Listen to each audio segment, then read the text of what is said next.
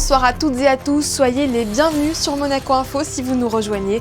Voici les titres de l'actualité de ce samedi 9 mai, riche en événements. Le Yacht Club de Monaco est en fleurs, le 57e concours international de bouquets s'est ouvert ce matin. Une de nos équipes a filmé les préparatifs. Autre concours, plus de 1300 chiens de race sont réunis ce week-end à l'exposition canine internationale de Monaco. Sous le chapiteau de Fontvieille, nous rejoindrons la présidente de la société canine, Mélanie Antoinette de Massy, organisatrice de l'événement. Nous irons ensuite au Grimaldi Forum où Jérémy Frérot a poursuivi sa tournée. Le chanteur sera notre second invité. Et puis dans la chronique US, nous nous intéresserons à la renaissance de la langue française en Louisiane, État historiquement francophone. De la couleur, des parfums et beaucoup de créativité, le 57e concours international de bouquets s'est ouvert aujourd'hui au Yacht Club de Monaco. Fondé par la princesse Grace, l'événement rassemble les passionnés d'art floral pour confectionner les plus belles compositions autour du thème cette année céleste. Théo Schumer et Julien Laugier ont eu accès aux coulisses ce matin. Voyez leur reportage. Céleste, c'est le thème choisi par le Garden Club de Monaco pour la 57e édition de son concours international de bouquets. Un univers assez large pour permettre aux 82 participants de révéler toute leur créativité. Celeste inteso come infinito, come bellezza.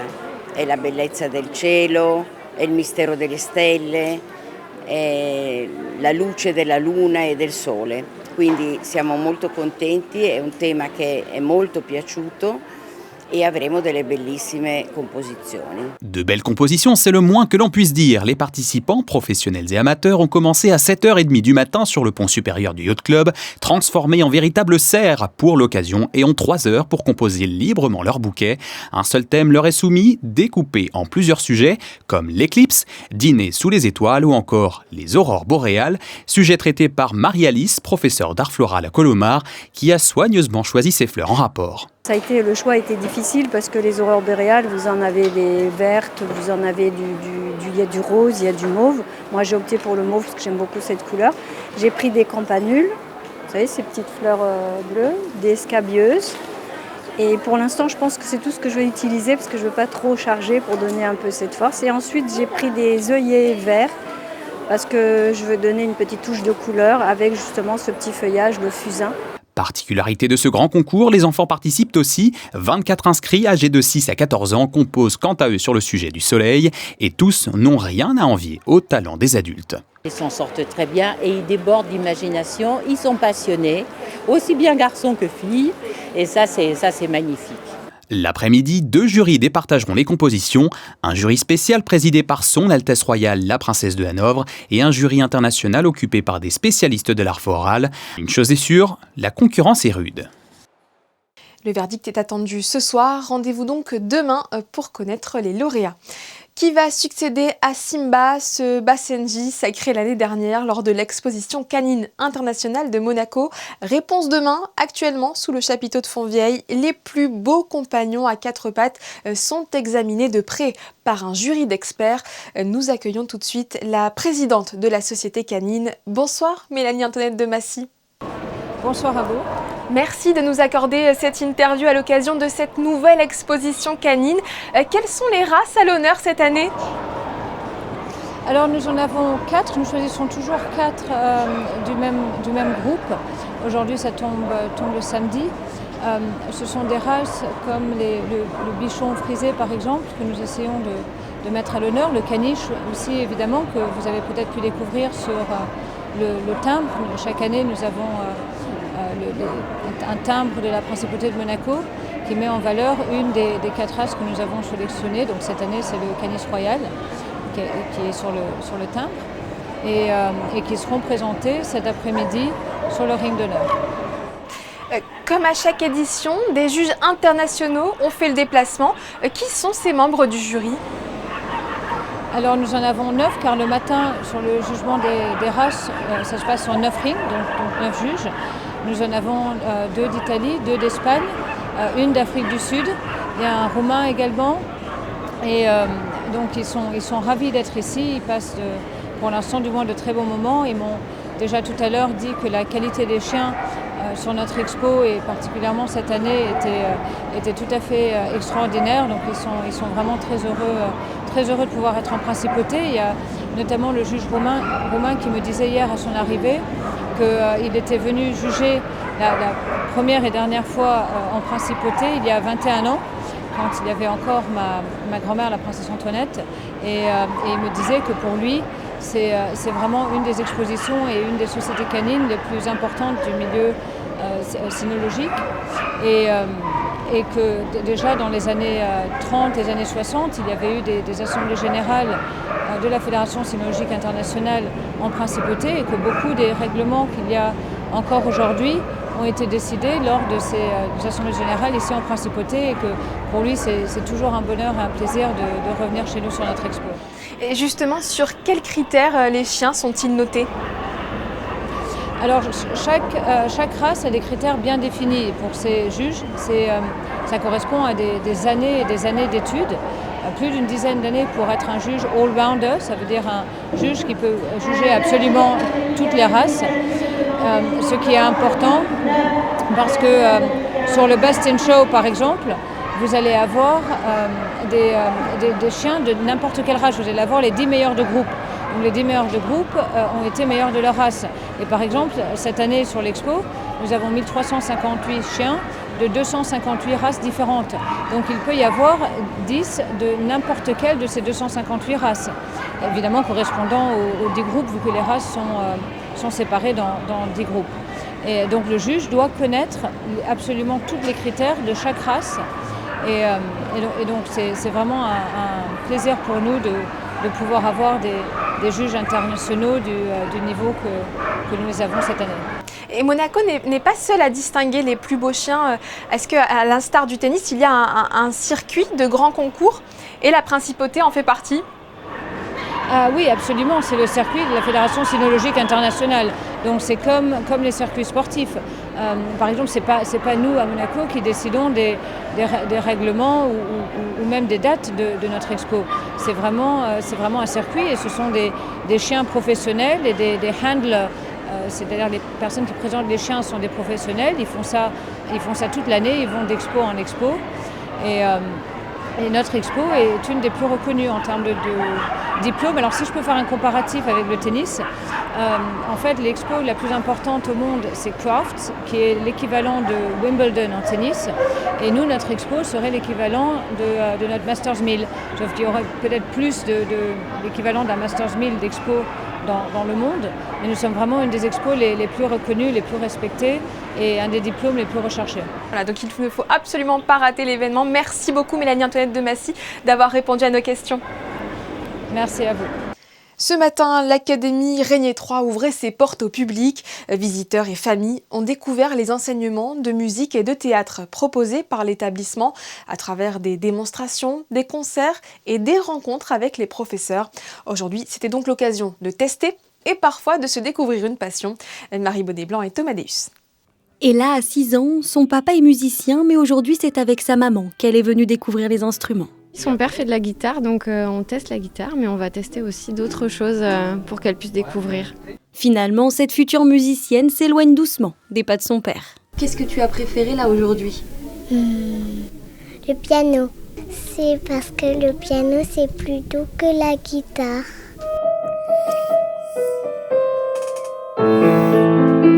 Au piano, justement, Bastien a 11 ans, totalement autodidacte, il joue déjà avec aisance. Mais venir à l'académie lui permettrait d'aller plus loin, de structurer sa pratique et de se perfectionner auprès de professionnels. Je trouve que c'est un instrument essentiel dans, par exemple, un orchestre. C'est très beau à jouer, c'est très beau à entendre, à écouter. Toucher, écouter, souffler, ici chacun découvre les instruments à sa manière et parfois au détour d'un essai, une véritable passion, secret. J'aime bien le son, même si c'est un peu fort. La rencontre humaine avec le professeur qui s'entremêle à la découverte musicale reste souvent la clé du déclic. Cet apprentissage s'inscrit néanmoins dans un cadre exigeant et structuré. A priori, quand on est dans un cursus diplômant, Les enfants viennent 3 fois par semaine, c'est-à-dire qu'il y a un cours de formation musicale, un cours d'instrument et un cours de pratique collective. Donc c'est un engagement qui n'est pas neutre. Faire de la musique, il faut avoir toute cette complémentarité éducative pour arriver à être un musicien. Chaque année, 63 professeurs encadrent près de 850 élèves dans un établissement où les couloirs résonnent en permanence au rythme des notes de musique. Beaucoup de monde également du côté du Grimaldi Forum où Top Marque bat son plein. Le salon réunit les supercars les plus exclusives et met en avant les marques les plus célèbres. Zoom aujourd'hui sur les outils Facom. Ils composent les servantes d'outillage présentes dans les ateliers et les circuits. Les précisions de Vanessa Dessy sur les images de Camille Caloni. Né au lendemain de la guerre, Facom s'impose rapidement comme une référence de l'outillage professionnel en Europe. Des ateliers automobiles aux chaînes aéronautiques, Facom bâtit sa réputation sur la précision et la durabilité. C'est une très belle marque française qui est née en 1918. Alors Facom, c'est assez drôle parce que c'est un acronyme. C'est franco-américaine de construction d'outillage mécanique. C'est une société française qui, dans son histoire, une centaine d'années après, a été repris dans un giron de groupe, un groupe international qui est le groupe Stanley Black & Decker. Ce groupe a aujourd'hui en sa possession d'autres marques iconiques, telles que DeWalt ou telles que Stanley. C'est une marque française, c'est une marque d'un industriel français, et c'est une marque en fait qui s'adresse à des professionnels et qui est plutôt une marque multispécialiste. Dans les ateliers comme sur les paddocks, les servantes d'outillage incarnent l'efficacité en mouvement.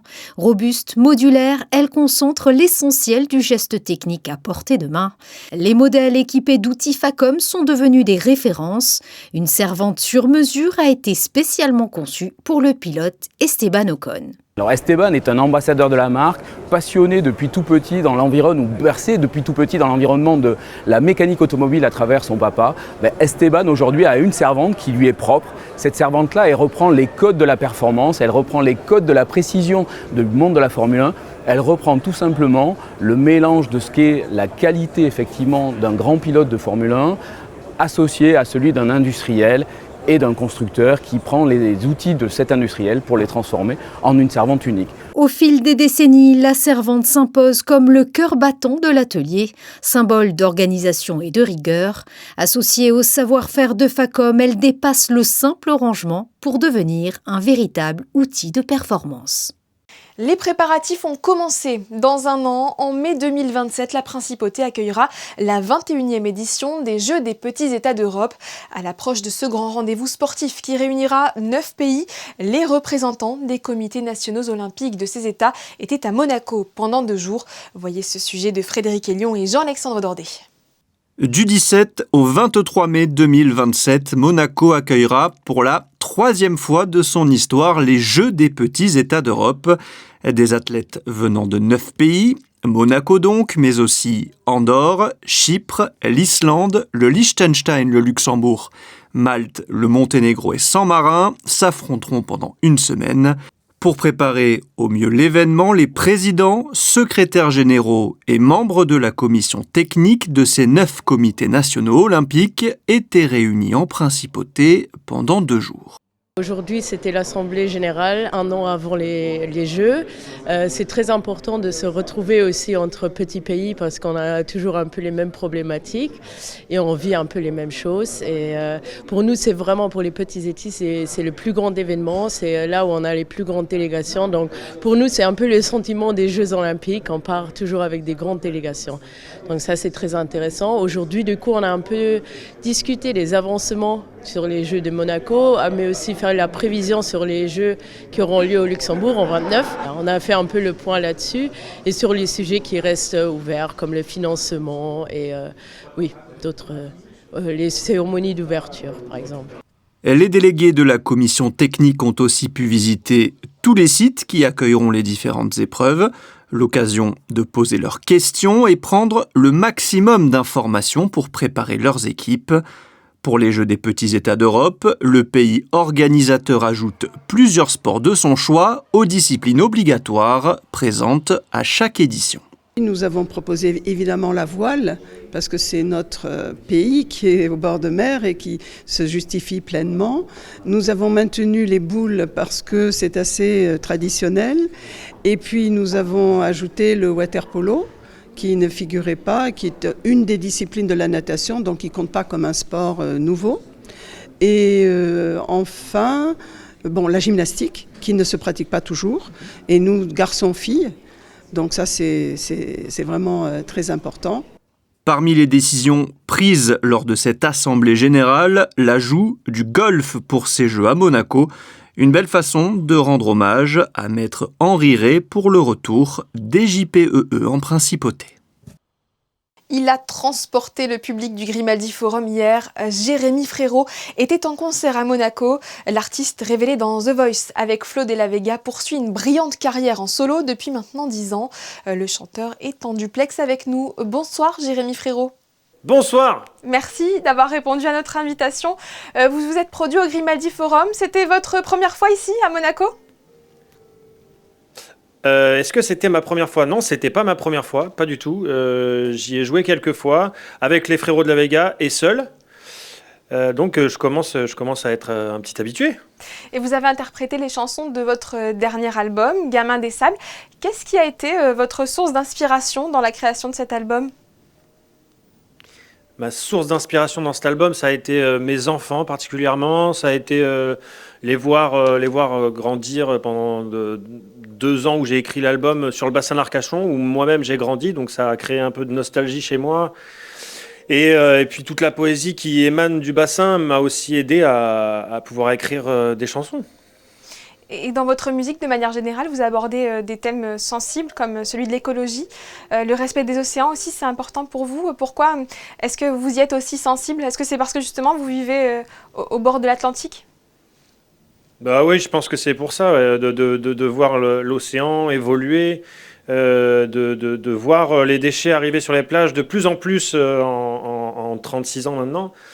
Ouais, ça peut me toucher. Je peux voir évoluer tout ça, et donc ça me. J'ai envie de diffuser un certain message, notamment avec Surfrider Foundation, avec qui je suis ambassadeur, et j'essaye de dire aux gens d'être un peu plus sensibilisés à cela. Oui, vous vous sentez quelque part, vous vous sentez militant par la chanson ?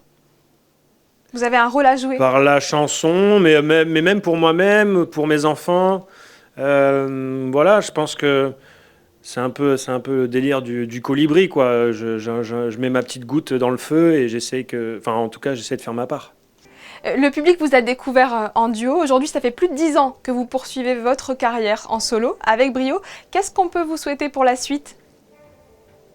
Qu'est-ce qu'on peut me souhaiter pour la suite ? Que le public soit encore au rendez-vous, que je sois toujours aussi inspiré, que je prenne autant de plaisir, que je m'y retrouve.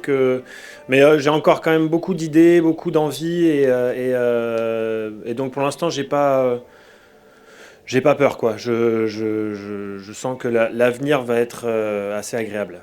Est-ce que vous pouvez déjà nous dévoiler un de vos futurs projets ?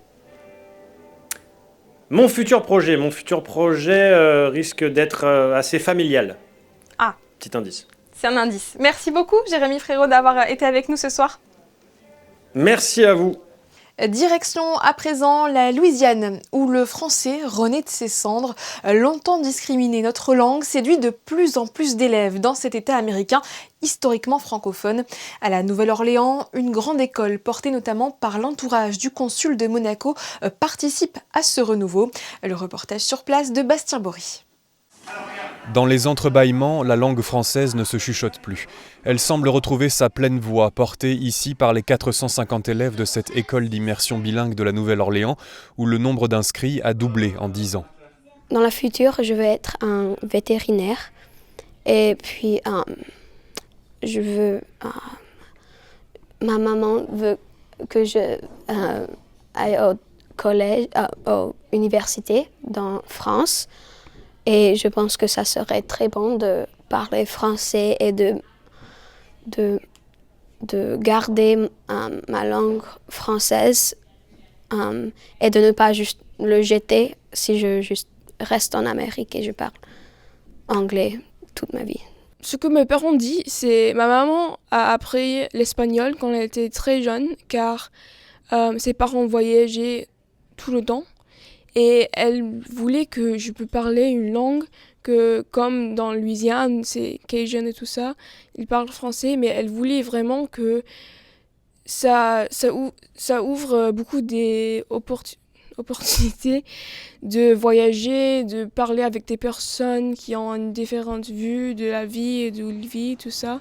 Homologuée par l'État français, cette école en a également apporté les méthodes d'enseignement faites de nuances et de structures de la maternelle au collège, où le corps professoral, venu de France et d'autres pays francophones, est sélectionné par le Conseil pour le développement du français en Louisiane, dit CODOFIL, créé en 1968.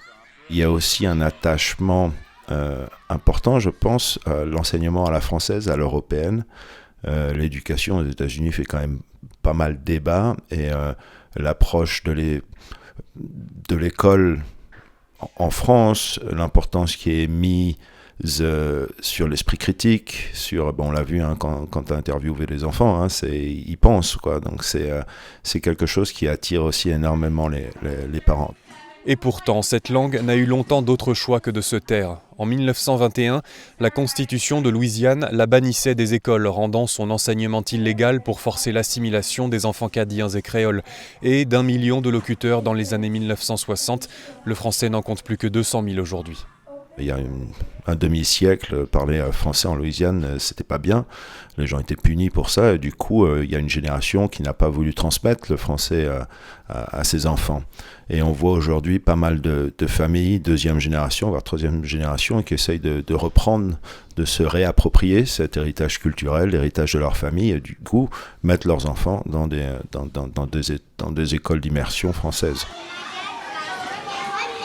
I grew up in a bilingual household. I identify with it, and it's a big part of me, how I grew up, the Cajun language, the Cajun culture. So it was so important to me that my kids speak, and also seeing my parents punished for speaking French and growing up embarrassed that they spoke French. And I think that for an American with a strong identity to the French language and culture, it was sad for me to see that part of our culture, I don't want to say killed, but kind of strangled out. It's important for me that my kids speak this language and can communicate and not only connect with the language, but connect with the world through the language. French is such a beautiful language, and it's a love language. And it's not just the way you act, it's the way you see things. C'est très intéressant parce que quand j'étais jeune et j'étais au lycée, il y avait 70 étudiants dans mon grade et il y avait 10 qui apprenaient le français. Et il y a une quinzaine d'années, j'ai étudié le français, j'adorais le français. La question c'était pourquoi tu aimes le français? Pourquoi tu étudies le français? Pourquoi est-ce que c'est si fascinant? Et maintenant, la réponse est différente. Quand je dis aux amis ou aux voisins que mes enfants sont dans une école d'immersion, c'est « Oh, c'est cool! Est-ce que tu peux parler avec moi sur ça ?» Et en 2018, la Louisiane finissait par obtenir l'aval des autorités américaines pour intégrer l'Organisation internationale de la francophonie. Malgré l'ampleur des besoins financiers, cette reconnaissance irrigue entre autres les maisons d'édition louisianaises, dont certaines ont passé le cap des 100 titres originaux.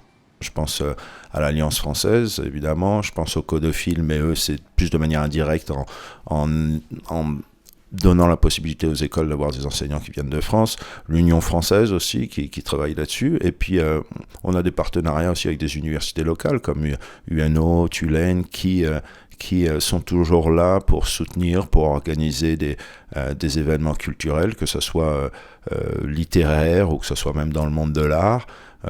Il y a des groupes de musique qui viennent de France de manière régulière, des auteurs, il y a des artistes en résidence avec le consul de France aussi, et la Villa Albertine. Donc il y a un vrai dynamisme culturel autour de la langue française, la francophonie. Alors lève la main si tu as au moins 5 mots corrects. C'est intéressant pour moi un peu dans ce moment politique ici aux États-Unis qu'il y a beaucoup de gens qui s'intéressent dans une éducation comme ça, plus mondiale. Alors, il y a un peu d'espoir, j'espère. Un espoir qui se prolonge désormais vers le secondaire. En projetant l'ouverture d'un lycée, l'école bilingue de la Nouvelle-Orléans aspire à offrir un cycle complet à une langue qui, ici, ne se conjugue plus au souvenir. Vêtements, livres, jouets, c'était le moment de faire de bonnes affaires aujourd'hui. La mairie de Monaco a organisé une nouvelle braderie au parc Princesse Antoinette. Depuis 2013, ces vides-greniers permettent de lutter contre le gaspillage en donnant une seconde vie aux objets. Nouveauté cette année, un vide-chambre tenu par et à destination des jeunes. À noter que pour cet événement, les résidents et les monégasques pouvaient réserver un stand gratuitement. L'heure était à la fête hier à l'école Saint-Charles. Les enseignants, les enfants et leurs proches ont participé à la kermesse de l'établissement. Une soirée pour financer plus de sorties, plus de matériel et plus de projets. Au programme, des stands gourmands, des stands de maquillage et bien sûr des stands de jeux.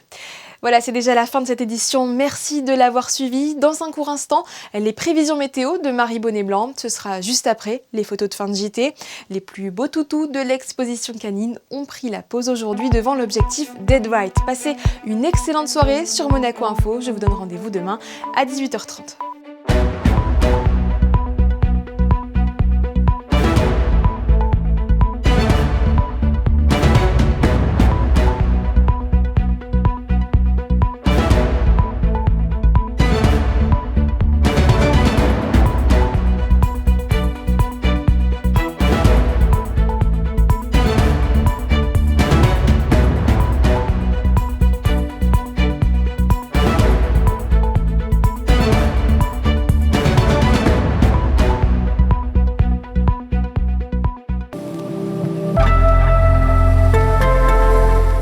Bonsoir à tous. Demain, le ciel sera gris avec quelques faibles averses. Dans l'après-midi, le temps devrait s'améliorer. Le ciel se dégagera progressivement pour laisser place à de belles éclaircies.